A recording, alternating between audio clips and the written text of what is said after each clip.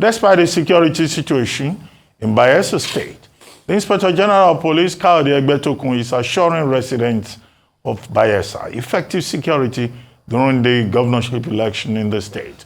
During a meeting with Governor Diri and Bayelsa monarchs, he reiterated the neutrality of the police. Our correspondent, Ovieteme George, has the details. The Inspector General of Police first arrived at the Bayelsa State Government House, where he met with Governor Diri. Predictably, Saturday's governorship election dominated conversations during the brief meeting of Nigeria's top cop and the chief security officer of Bayelsa State. The police and other security agencies have taken a position to be neutral in this election. Our job is to provide security for the election. The police has responsibility to protect the rights of all citizens, including the right to free democratic expression in election of public officials. And we are committed to discharging these duties without fear or favor.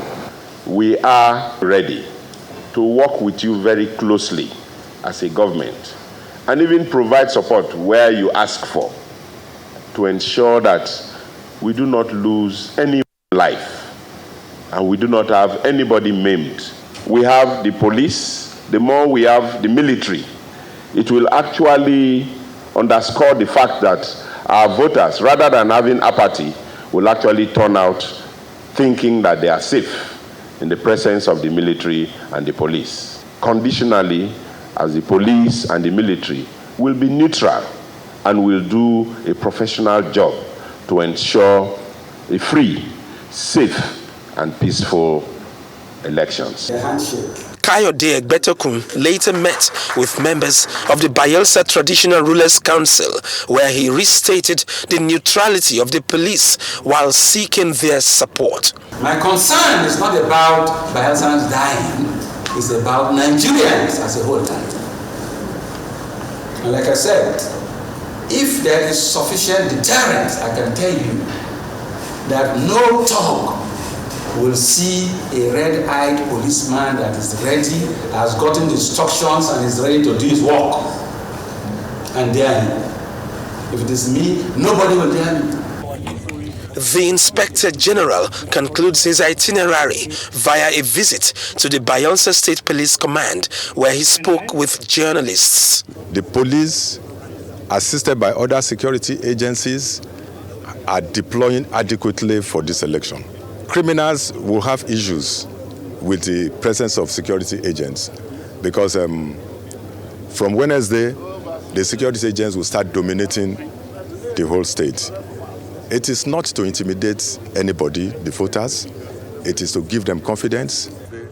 Egbetokun also called on officers and men of the force to remain apolitical and professional in the discharge of their duties on election day.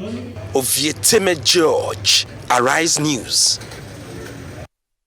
Joining us now is Alfred Kemepado, spokesperson, Bayelsa PDP governorship campaign.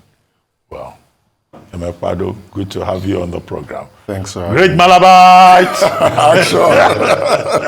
Thank you, sir. Well, let's start the action. Yes, we've listened to the Inspector General of Police, saying, well, Bayelsa will be safe. But how about the challenge of voter apathy?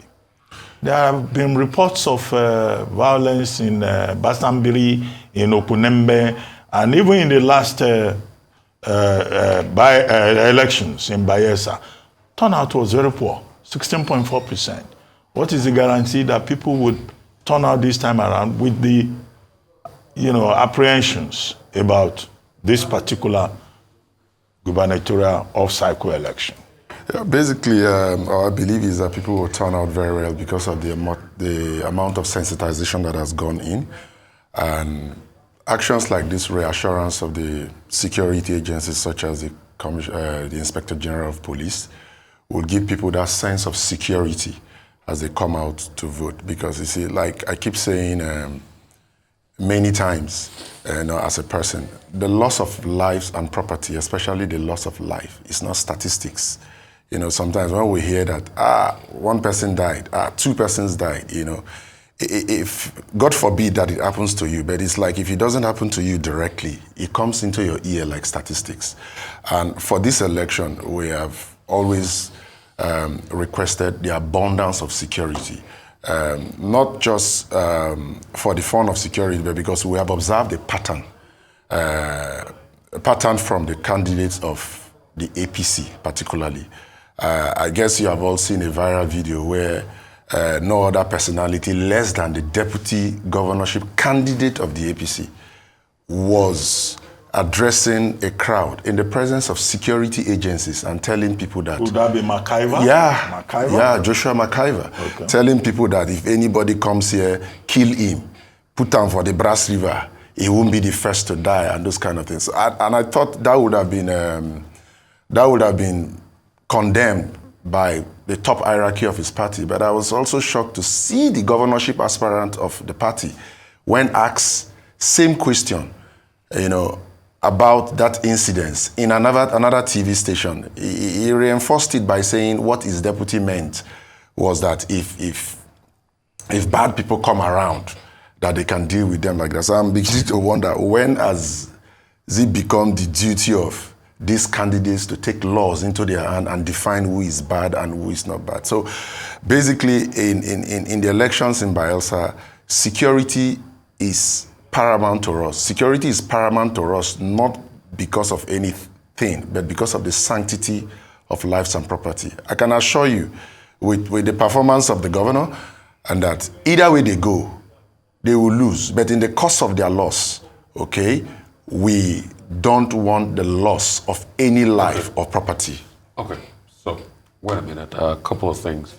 I'll ask this question first and also double up with another one. Okay. There's a breaking story that just came down. Our producers just sent. Dogs attacked the home of PDP chieftain with dynamite at Manasseh near former President Goodluck Jonathan's residence. Panshia, okay. Sorry. Two others sustained gunshot injuries at Upolo in Yanagwa. This insecurity is brewing, big time. What's your reaction to this that's just coming in? Secondly, let's talk about the governor. Other people have things against him. So take, for instance, people are still asking questions about the effective accountability and transparency behind giving palliatives that came in, one, from the flood, and two, from other debacle. I mean, we had a big story that said some of the palliative even got spoiled, that it didn't get totally to the people. What would you say as regards that? And secondly, the fact that Bayelsa doesn't still have a very good network of portable pipe on water, which is a big problem in the state. And in the first 4 years, the government has not been able to solve it. Talk to us about that, because these are the grounds people have against the government. Okay. Basically, responding to the attack on the stalwart, be it PDP, APC, or an ordinary citizen, is condemnable. And this is part of what we've been talking about. Security agencies should up their game, because the sanctity of life is more important than anything. It's even more important than voter apathy. Okay, it doesn't matter if 3 people come to vote, but let everybody be safe. You understand? Now, going about the palliative. Yeah. I saw even got spoiled there, which is sad. Let me now tell you. Basically, this is the era of politics, and people just play things out of proportion and just call it what it is not. There were no palliatives in that warehouse. What happened was that in the last flood, palliatives came into the states, and the palliatives were distributed. But in the course of the distribution and other stuff, it was during the flood water. Some of the bags of rice that were not good for consumption, that were destroyed by water and other things. Just a few portions were dumped by the corner before it was distributed. So the warehouse, while waiting for the next round of palliatives that the federal government had promised to come, the warehouse was being cleared. How many were these bags? Just a few. What is a few? No, maybe less than. You saw the video.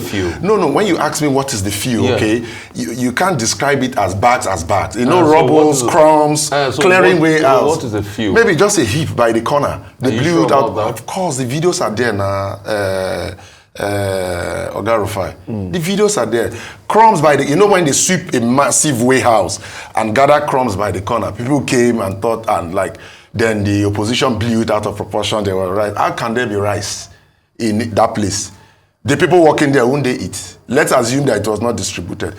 So that's why we tell them that for the sake of politics, don't say things that the market... Before it was politics, an official of state government came and erased it, and he couldn't put up a defense properly. Maybe he didn't have the information. He should have just requested the information. I saw it. The videos are there. You know, a massive warehouse housing goods for the state, you know, being cleared, being fumigated, you understand? And people, those who took it, did they eat it? Okay. They got home and discovered that they were crops. So that's about it. The moral of the story is that we shouldn't waste things in this country. That's the moral of that story anyway. No, the moral of, well, not for us, because, you know, it was during the flood. Yeah. So during the transportation, water and, you know, for right, there will be... Let's talk about the fact that there's no pipe bomb potable water in Bayelsa. Well, for now, let me just say this, okay, without justifying anything. Government does not have all the resources. Government has limited resources at all. Really? Can I answer? Yeah, go ahead. Can I please? You understand? Now, for the past less than 4 years of the Diri's administrations, the amount of money and the funds that have been received into the state have been appropriated in major areas that will expand the state, such as the senatorial roads.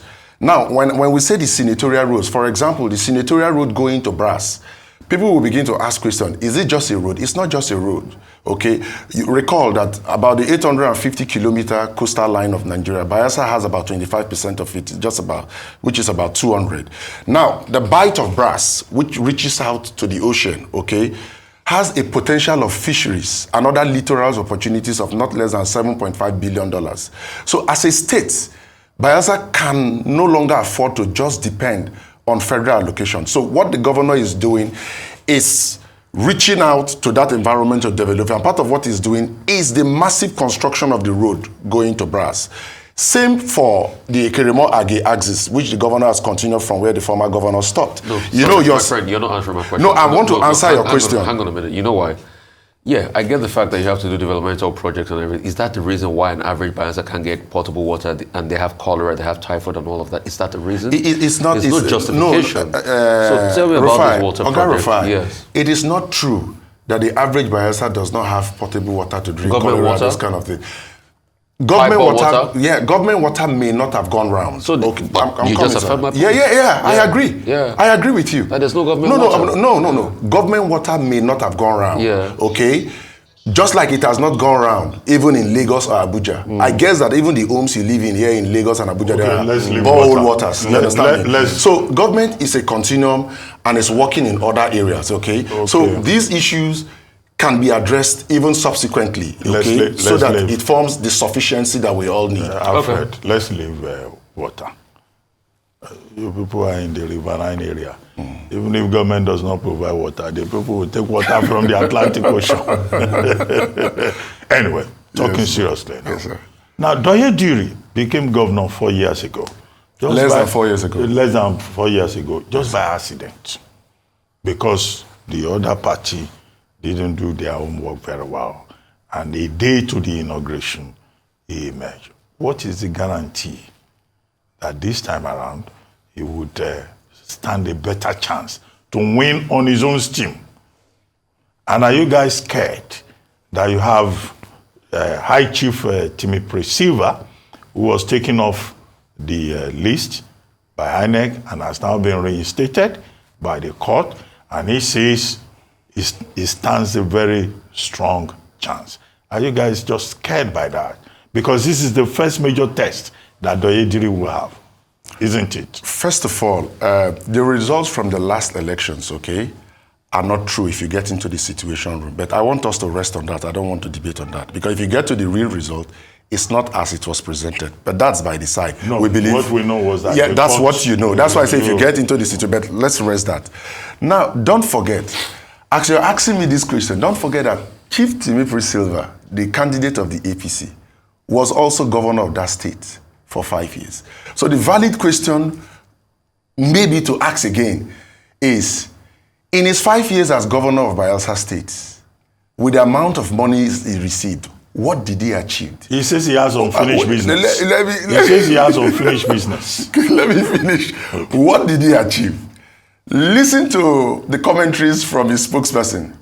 They just talk about a few internal roads, which we describe as footpaths, and one hospital in Okolobri. Okay? Despite the amount of money that came in. Check him. At that time, if you convert the dollar rate and convert it to naira, he received over 4 trillion in 5 years. And nothing to show for it. But currently, as we speak to you, Governor Diri is not only delivering on his promises. Governor Diri is delivering even on what he did not promise in its mega form. For example, the road I was talking about, the mega project, the roads in billion going to brass. It was not even promising, but out of necessity and out of passion for the development of a state and to create a city out of brass where he comes from, Governor Diri is constructing that road. In Arise, recently you had a report of about Apapa Ports generating about, I think, 668 billion between January and August for the customs. Now, if you go to the Western Senatorial District of Bayelsa, the road going to Agay, first phase has been completed, 42 kilometers. The second phase is going to Agay. You see, Diri does not just take on projects. The project is why. That road is intended to hit Agay, so we can also have a functional seaport there that will create jobs and add to the revenue of the income.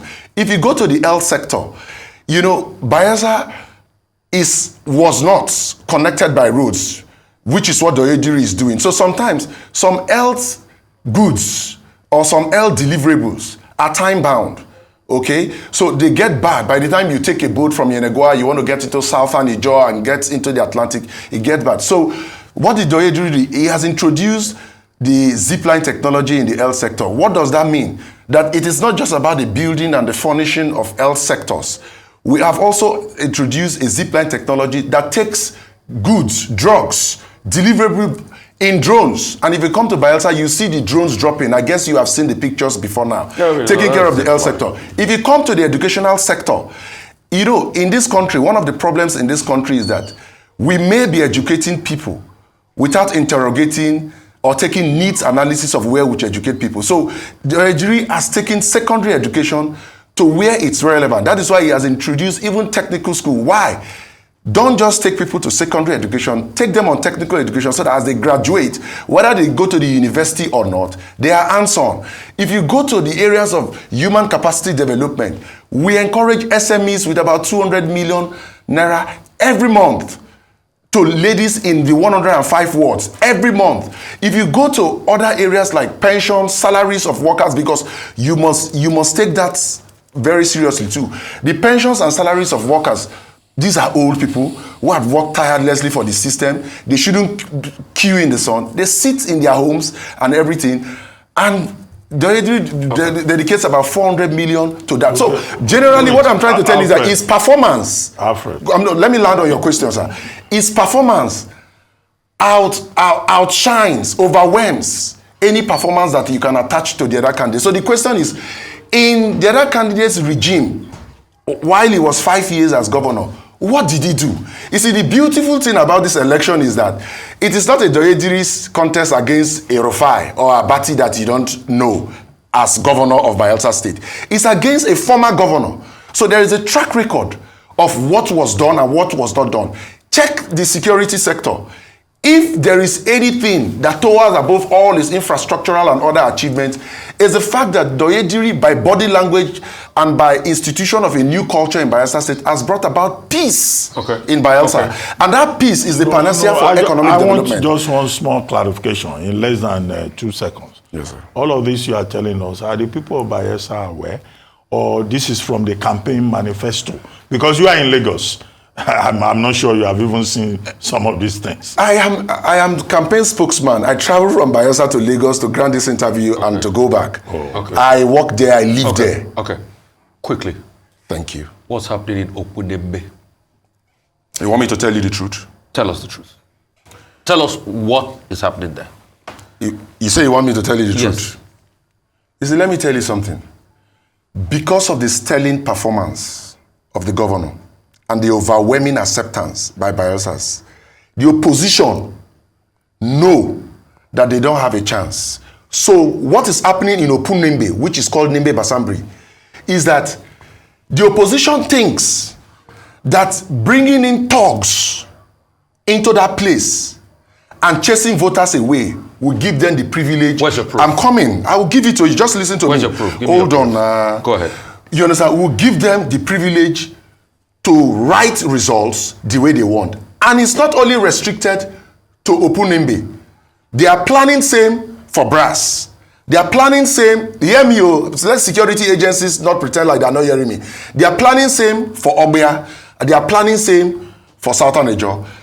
As early as yesterday, 200 horsepower boats are being hired from the Delta axis to come into Bayelsa, not to enhance voting, but to facilitate Where's thuggery. your proof? Because we now, have to go. Where's your proof? No. Your proof for all of this, you've said. Where's your proof? The proof of all of this is that you saw just day before yesterday, some arrests have been made of people caught with arms and ammunition. It's in the paper belonging to them. And not only this, let me tell you something. We have been saying it, that arms have been distributed in that Opunembe area. Not only they are in other parts of the state. And let me also tell you, one other thing you need to know is that we need to interrogate further that beyond politics, the remnants of these arms is what will constitute those that will become the pipeline vandals, kidnappers, and thorns on the flesh of the security agencies in that agency. Okay. So the security agencies must take it serious, not just for the sake of politics, but post-politics for security agents. And you are asking me what is the proof? A deputy governorship aspirant in a viral video is telling everybody to go and kill people and push them into the river. What other proof do you need? And their antecedents, the antecedent shows that they have been violent people, unlike the antecedent of the governor of Bayelsa State, who had a decent career as principal executive secretary, House of Rep member, senator before becoming their own antecedent shows violence. Thank you so much, sir. Okay. I appreciate you, sir. Alfred Kemepado. Thank you very much.